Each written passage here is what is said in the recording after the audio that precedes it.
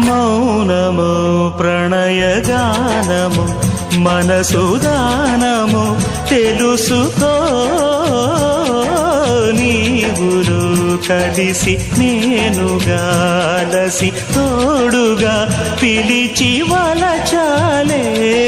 శిలలే చిగురించిన శిల్పం చెలిగా పిలిచే కనులే పండించిన స్వప్నం నిజమై నిలిచే